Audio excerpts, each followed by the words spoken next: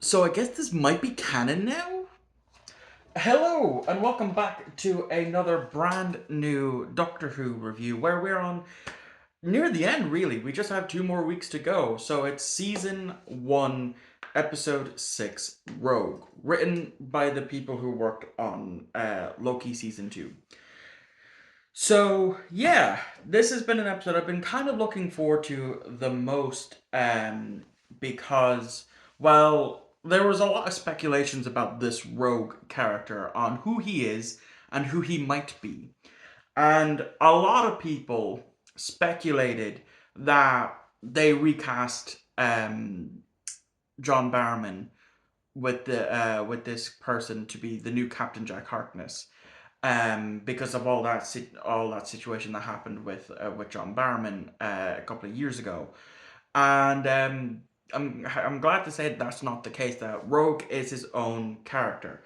Now, this episode is obviously inspired by Bridgerton, but it's not only that. The main villains are basically cosplaying birds, uh, and I don't know if I like that aspect of it. I think I would have just preferred if they were your standard mustache twirling villain that just randomly decided to come to this planet to wreak havoc, rather than this planet. These people get you know watch Bridgerton and want to experience that themselves and come to Earth to cosplay and basically kill to cosplay these people.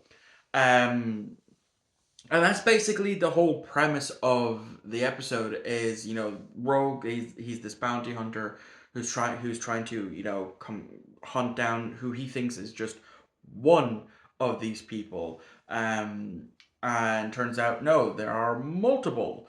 It's a whole family's worth, and the Doctor immediately uh recognizes that there's something not right with him, that he doesn't necessarily fit in. Even Rogue's ship looks exactly like a bird. Um, I would go so far as to say bird of prey from Star Trek.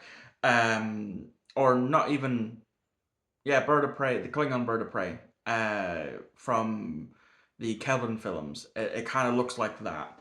Um, so yeah, Rogue thinks that the Doctor is actually one of them after they discovered the Duchess's dead body, who's actually played by someone who has been in Doctor Who previously, mainly in Torchwood. She played Susie Costello. They keep killing Susie. Which is funny enough because in this episode she does get killed off before becoming the cosplay bird. Um, and then we also learned that Rogue chose his name because he's a D&D fan. Um, sure, I guess. But when the Doctor, you know, he's trying to figure out who it is that pulls up face of David Tennant, and he uses just before he's killed, he throws the psychic paper that shows all of his previous faces. And it wasn't until after I watched the episode and I scrolled Twitter, because I two things I stay away from Saturday mornings is Twitter and TikTok, because I'll get spoiled either way. And I didn't notice it. Like last week, I didn't notice the racist undertones, but apparently one of the faces that goes by is Richard E. Grant. So now people are speculating that maybe Scream of the Shulka is actually canon. Um, that's why I said that at the very beginning. Now, in case you don't know, I have a poll up at the moment to vote for the next classic Doctor Who episode that I review in 2 weeks' time. And I picked that Screaming the Shulker at random. I didn't think that that was actually going to be a thing um, that showed up, because, like I said, I didn't recognize it. Um, Ruby's off doing her own thing. Eventually, she fakes being one of these cosplay birds, and the Doctor thinks that she's dead. And that's a really good scene because we get a flashback to the Doctor with Ruby's adoptive mother, and she's basically asking him to protect her, and that's when he gets like vengeful. Like he asks Rogue like, how long do these people live?